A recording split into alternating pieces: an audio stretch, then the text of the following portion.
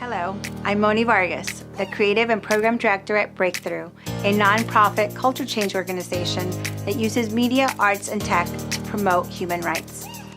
Welcome to Breakthrough Spotlight, our weekly video and podcast series featuring conversations with community leaders, activists, artists, and partner organizations working to build a world that is more equitable, inclusive, and sustainable for all.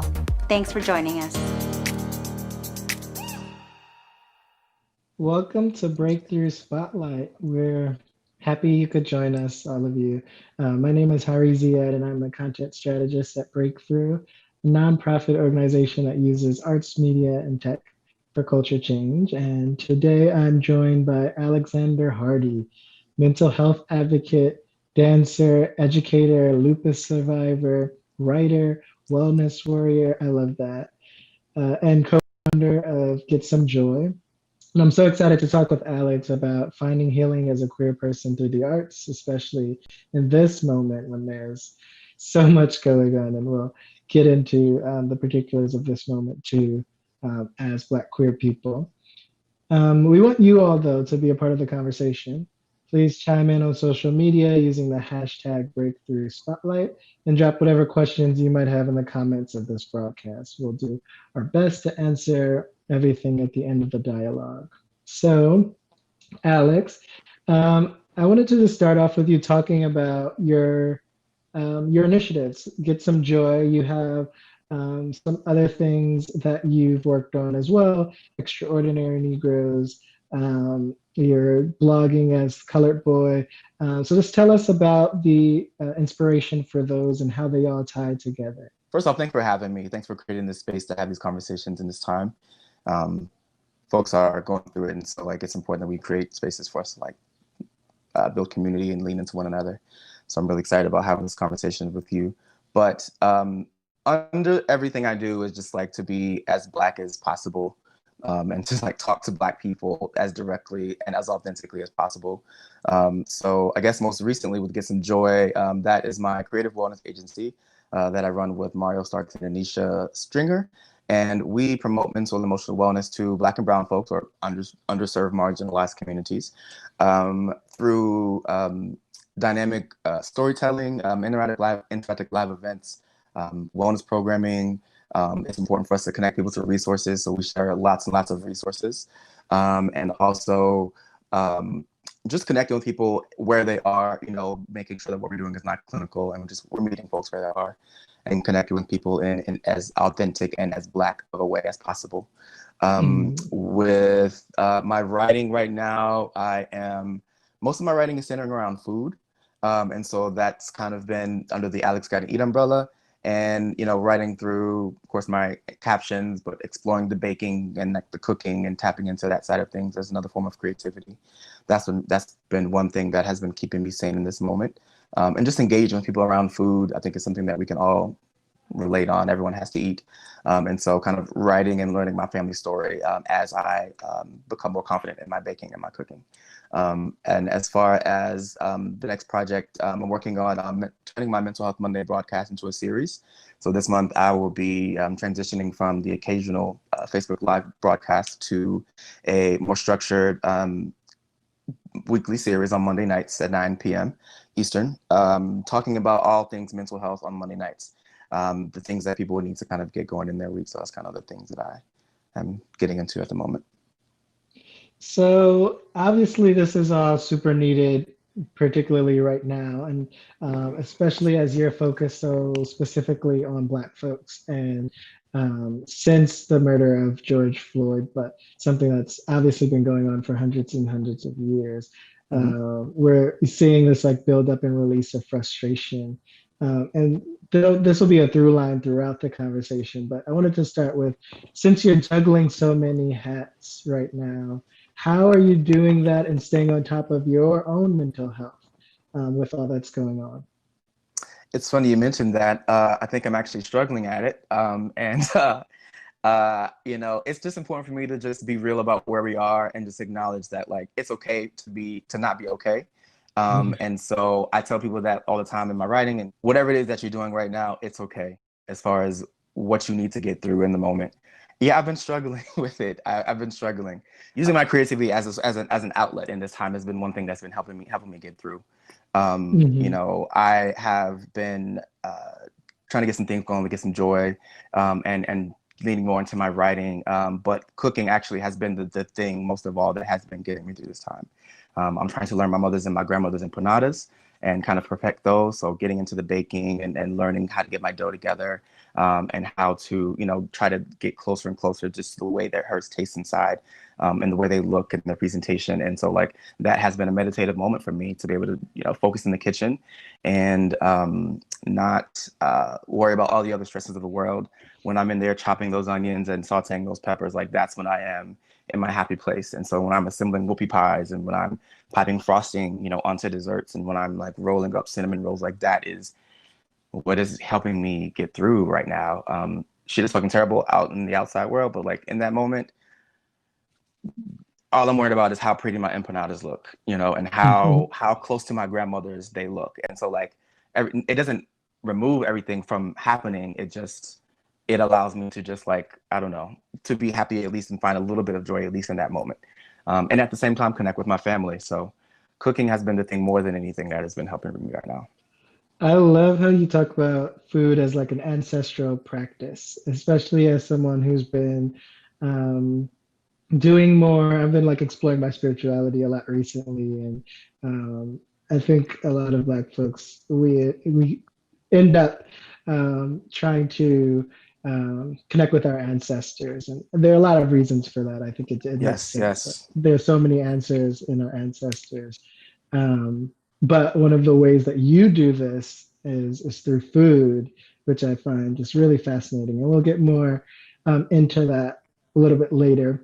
But I wanted to talk a little. I wanted to dive a little bit more into those struggles and what it looks like to be okay, not being okay. I know we Hmm. talked before we even hopped on here about needing to cry, and you had posted something on social media like, has everyone cried yet?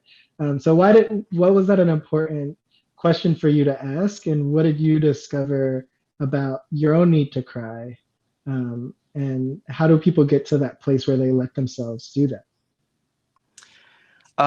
It was an important question for me to ask because, like, 100% of the people you know are affected by this shit right now in some way, by this situation, and so it does no good for us to like. But beyond that, I often say that the strong Black man and strong Black women trope or whatever it is, the whole industrial complex is a scam, and it doesn't serve us as Black people. And you know, trying to fight through our resilience and power through it, always appearing strong. So like, I just wanted to ask, you know, and I always ask people directly about their self-care, not in a judging or, you know, to be nosy or messy way, but just like, you know, if nothing else, for give people a reminder to like look into themselves and just to be real with themselves. So I asked that because first of all, when I asked it, I had not cried and I had not given myself the permission to cry when I wrote that. Mm, And there were a lot of people who responded that day too, had not given themselves the permission to cry. There were others who said they've been crying every single day.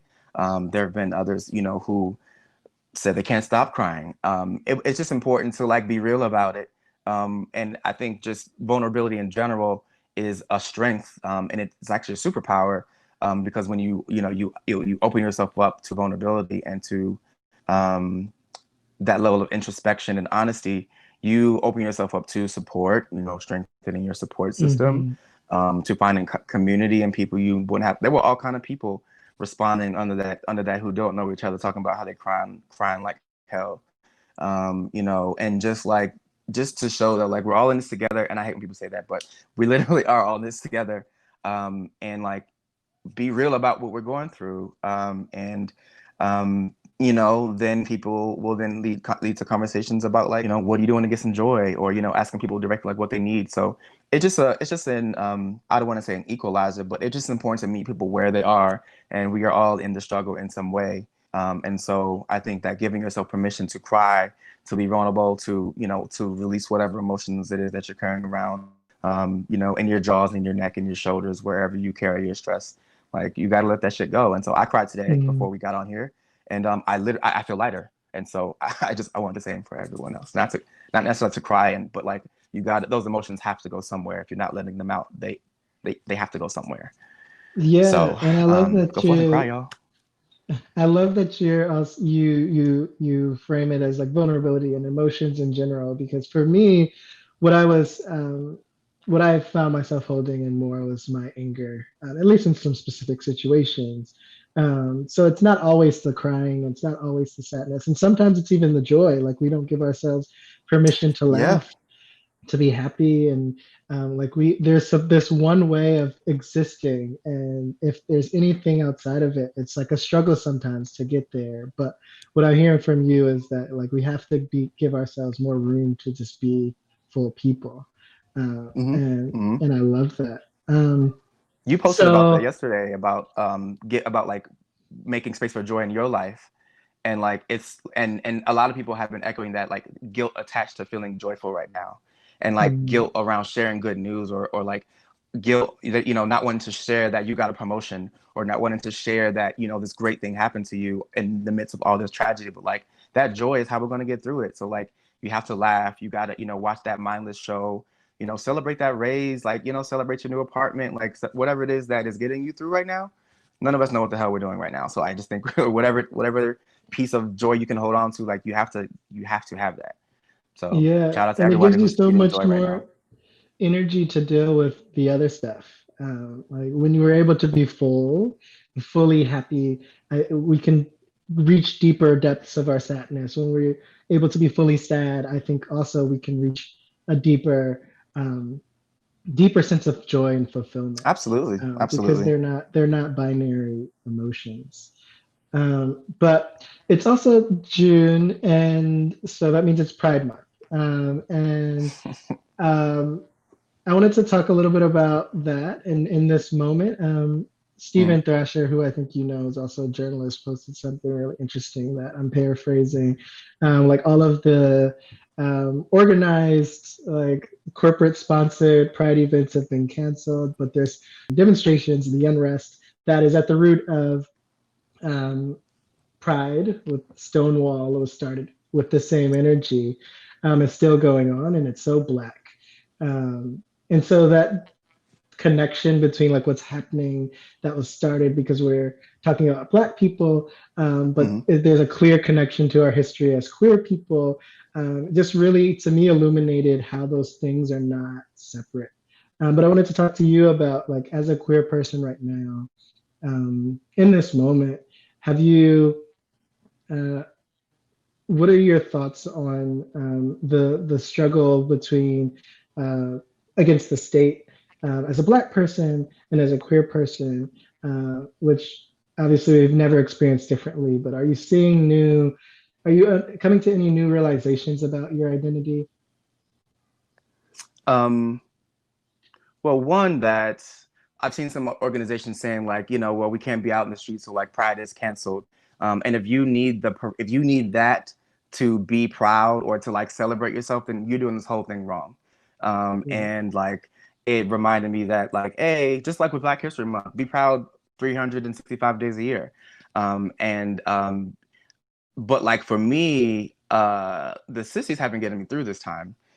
Like I've been leaning on my good group of friends, and my trans friends that in my group, in my community, and we get on Zoom together. We use our technology to stay connected, and we have our work sessions, or sometimes we just have a laugh session, and we just like, we but like I think it's reinforced the importance of community. So because we may not be able to see the big public showings of of community, of pride, with the big corporate sponsored banner by the company who doesn't care about gay folks the rest of the year, like then like you have to create that for yourselves.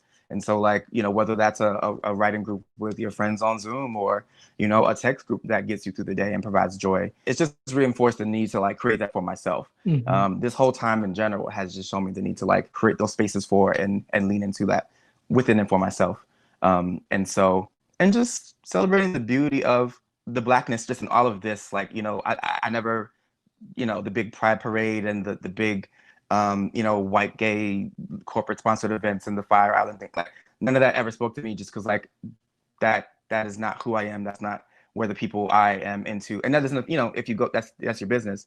But like that, I don't need that to be proud. You know what I mean? Like, Mhm. I just think that celebrating the everyday hero out here. Like that is what this month is about. Like that is what this time should be about, at least for me anyway. Like the people in our community, the artists we know, the community people doing the work out in the streets, and to the people who live like them, love like them, and who don't, because we're often the ones who lead these struggles and put our blood and our lives on the line for people who probably wouldn't do the same for us and who are not doing the same for us currently. So if nothing else, just like Black History Month, it reinforced the need to like do it for your fucking people, do it for your own, do it, be proud in your own way, be proud, affect change amongst who you can, how you can with what you have. So you don't need the corporations, you don't need the big things, like you don't need any of that stuff. Like you are the movement, whatever that is to you. And I'm glad you brought up artists.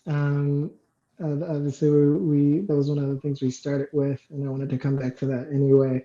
But what is the relationship to the artist and what's going out in the street? And you talked about art being like your release right now. And could you get a little bit more about that? Why art is so important to our healing, especially as queer people, especially queer Black people?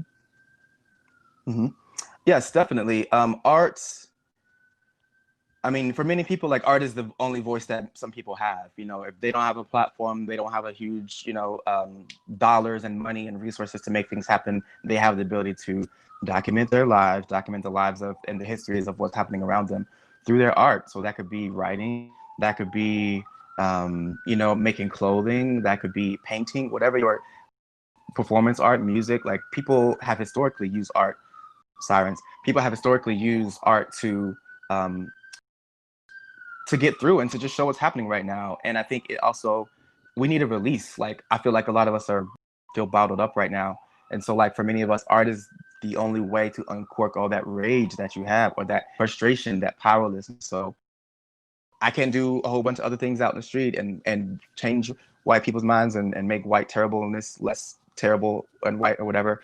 But I can make sure these empanadas look amazing. And I can feed people with that. I can bake for my people. I can find resources for my people. I just think art is a tool that we have right now. If you can't march, you can write.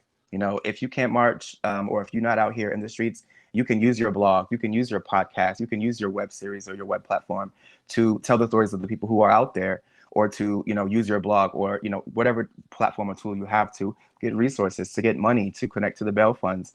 I think it's important right now for people to realize that art can be how you participate in the movement, especially for those of us who have guilt around not marching. Aside from all of our, immune system concerns, but like art is how people can participate right now.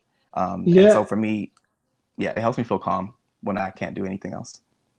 I was just about to get into, this desire to be out in the streets, which I'm in North Carolina right now. My mother's having some health issues, and I'm in a part of North Carolina that's really kind of remote, a little more rural, and no protests happening around me. I'm seeing pictures of my neighborhood, and I'm like, I want to be out there. There are people I know getting arrested. I want to be there to like defend them. So that guilt is very real to me, and I wanted to just talk to you about like balancing that desire to like be out and like affecting change, with your mental health, with your other obligations, and not just to be out in the streets, but also like if you can't write right now. I've been struggling to write.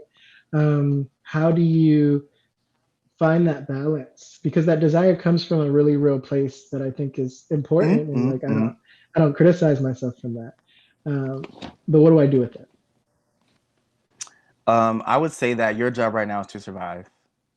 And I would say that it is obvious by just the lack of the way nurses wore trash bags and were wearing the same masks for weeks, and people were struggling for like basic resources when this whole Rona thing got explosive and out of hand initially, and versus the minutes, the hours, the moments that it took to mobilize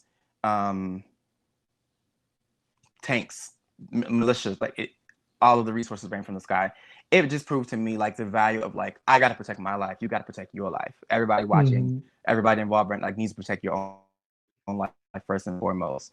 I have lupus, and so like I got shit going on. I can't be in the streets. I have there are people who have chronic ailments. There are people who have autoimmune things going on.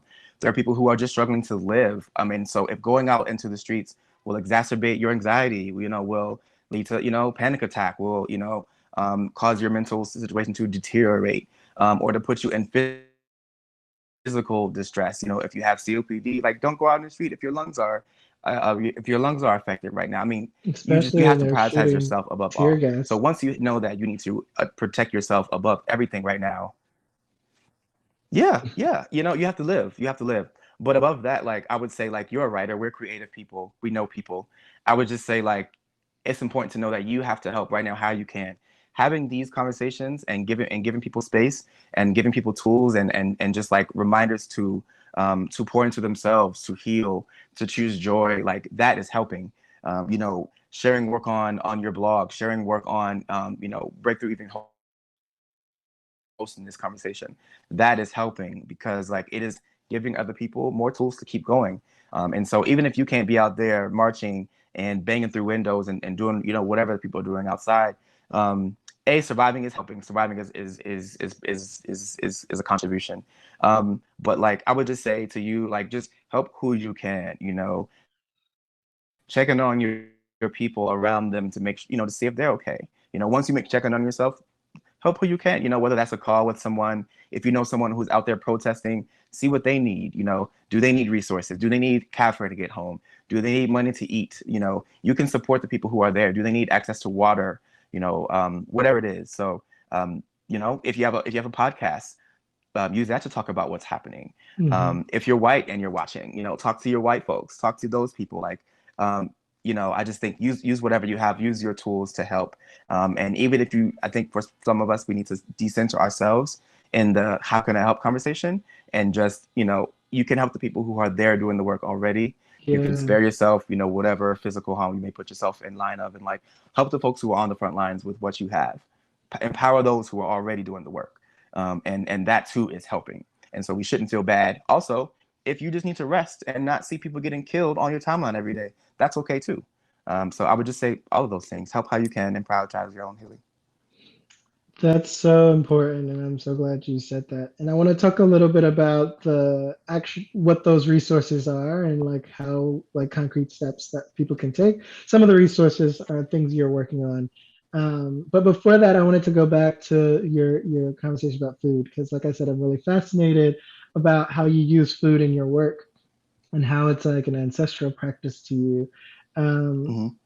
just tell me the story of you said you've learned a lot about your family.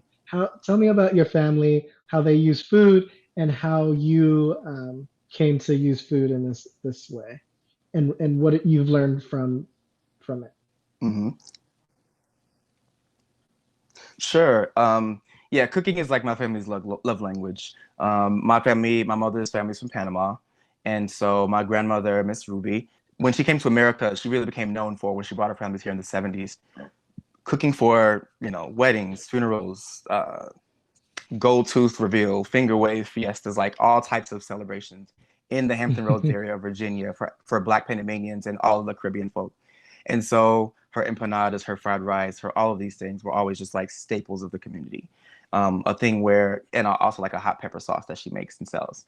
And so, the kind of thing where people are driving hours to go pick up her empanadas by the dozen, ordering cases of rice for different things. And so that's always been my experience with food, like prepared in bulk and made to share. And so that is just like how I love supporting and like loving on people, is like cooking for people.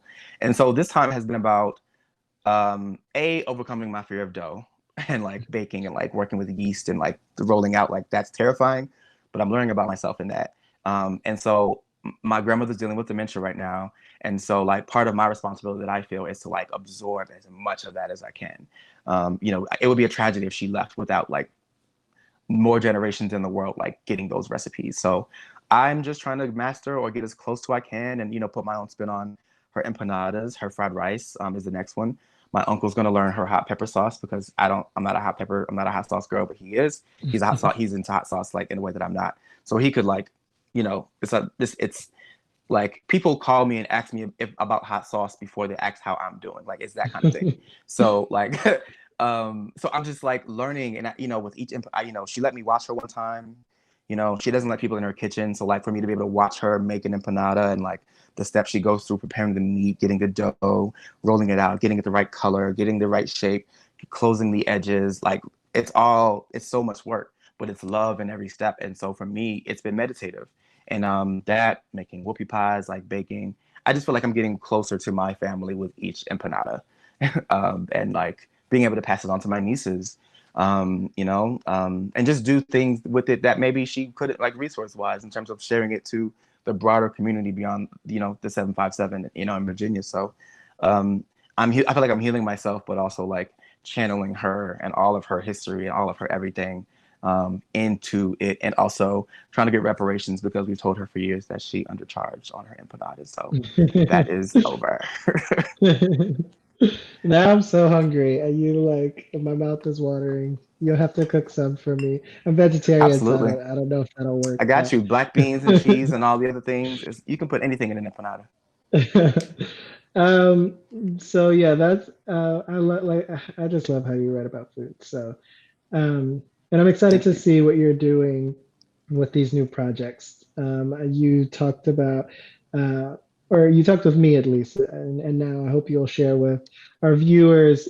You're doing a mental health Monday column, and Alex Gotta Eat, you're launching. Tell us a little bit more about those projects, and how people can chime in and support it, and what resources that you're also building right now for mental health.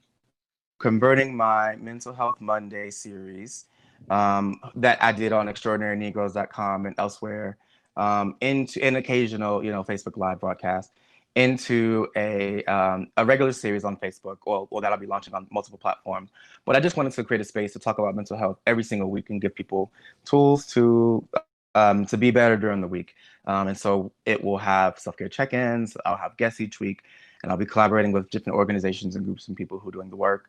And kind of showcasing people, artists and creatives and change makers whose work I love, and just really having authentic conversations every week about mental health and like what people can do to heal and get some joy each week. With Alex Gotta Eat, I am broadening my broadcast with that and the occasional recipe into an Instagram series that I'm going to be launching in July. And I want to use that just as a space to everything I'm doing in general. I want to use food as a vehicle to talk about wellness. Food makes me feel better, so I figure food makes everyone else feel better too. So why not use food as a space to talk about feelings? And so I'll just be inviting some wonderful folks onto my feed every week on Thursdays on my Alex Gotta Eat Instagram page to cook together and just talk about how they're coping, how they're dealing, what they're doing to get some joy. In terms of resources, I'm always collecting wellness resources. People come to me often to be connected to therapy and also let me know that they found a great therapist that I should recommend to other people. So I'm building a database to just, pass out some of those resources. Mostly Black and Brown folks who are offering virtual therapy, who have the capacity for new clients, and are 100% trauma informed, because everyone is experiencing some form of trauma at the moment, whether you know it or not, and whether it's direct or indirect. So I just want to make sure I have people who are not spiritually ashy and like are taking new clients and who I would feel comfortable connecting a family member to. So I'm reaching out to people, building this database, assessing their availability, and at the same time trying to create a feasible, light way to make these resources accessible, as well as other articles and essays and And podcasts and things that bring people joy and that can bring other people joy. In addition to support groups for also, grief, loss, addiction, anything that anyone could be dealing with right now. we'll be posting some of these resources in the comments. We'll be posting your website. So if anyone's watching, definitely find out more there. We're also going to be partnering with Alex on some of these projects. So continue to follow us across social, sign up for our newsletter. And as they're developed, we'll be sharing those with you. Even the ones that we're not partnering with, we'll continue to amplify as well. So super excited about that. And we're so lucky to have you here because like you said, Great. we're dealing with a lot of issues, and folks need these resources. So we're happy that you can provide them. I wanted to just open up the last couple minutes to anything else you want to share, anything we didn't touch on, any other observations about the current moment that you want to leave us with. Um, and then we'll wrap up. If there are any questions as well from the viewers, please post them now in the comments, and we'll respond to them as well. Sure. Yes. In general, I would just say that whatever you're doing to get through this is okay. If you're hyper connected and staying on top of all the updates, and you're, learning about what's going on in all the cities and checking in, that's okay. If you are just more disconnected and pouring into yourself right now, or if you're doing both, a mix of both, that's great too. And so just, give yourself grace, and however it is that you're getting through this, especially if you're Black. Do whatever it is you need to do to get through this. Please rest. Stress can show up in many different ways. I know I'm a person who's struggling to sleep well. I saw someone earlier who posted that they imagine that most Black people, or who are especially connected to this, are struggling to sleep good right now. So if whether you're just rest, take a nap, call in Black, do whatever you need to do, because it's heavy, and I didn't think it was affecting me as much as it was, but today and yesterday it started hitting me, and I felt it in my body. So I don't know how stress manifests for you. Whether that means to take a moment to just unclench your jaw, or realize that your jaw is clenched, or to take a deep breath, or to, stretch and move your body, or to do some yoga, or to have a little short dance break, whatever you need to do. Do a little self-love moment, we're grown, or whatever it is, do what you need to do to be okay. Eat what you need to eat to be okay. Watch what you need to watch to be okay. Read what you need to read to be okay. And those are things that I tell myself daily, but I just want to pass those on, and just I know that most of us are not okay right now. So wherever you are, it's fine, and just know that most people are probably also not okay. And so lean into the people. Maybe use this as a time to be more vulnerable with the folks around you, or to ask people, how you can support them. One thing I will just leave people with is our self-care check-in that we do with GetSomeJoy. It's a 3-part question. And the first question is, how would you rate your self-care right now on a scale of 1 to 10? Just be real with yourself. Even 0 or 20,000, whatever it is, or -50. And also, what are you doing well for you right now? I slept. I'm being creative in my cooking, and my writing, and my outpouring of expression and love for people. And also, what could you be doing better or differently? I need to be dancing. I need to be walking every day. I need to be watching more porn, whatever it is. And I would challenge people to add on to that. Do that, check in with someone, anyone, or a bunch of people, text group, whomever. And then just ask each other, how can I help you be greater? What can I do to help you be greater? Take a walk with me, do whatever it is you need to do, because you might them. And they may also need something from you that you can easily provide. So those are things that can also help yourself, but also help those around you. And in these times, you see that your personal influence, your personal network of influence, just focus on that and you'll be okay. Don't worry about if you can't worry on the big picture, or the big picture is too overwhelming. Focus on supporting your homies and your family and your friends, or whoever it is. So that's it. Focus on yourself. Thank you for that. I do want to say, especially for non-Black people, to just be sensitive about those check-ins. I know you've probably experienced this as well, but there are lots of white folks being very excessive with the check-ins, and there are different conversations you and I can have about how we're feeling than we can have with anyone else. And so while you're doing those check-ins, just be sensitive about Absolutely. what the other person's needs are, and whether they're ready to share, and especially if they are Black in this moment. Yes. But yeah, thank you so much, Alex. All of this is super helpful to me. I'm sure it was really helpful to the viewers. I hope that they continue to follow you, and to take these resources, and continue this conversation, because it's a conversation that we need to continue to have. And thank you all for joining us. You can follow Alex at the social media handles that we'll put up on the screen. Thank you all. Thank you, Alex. And we'll see you soon.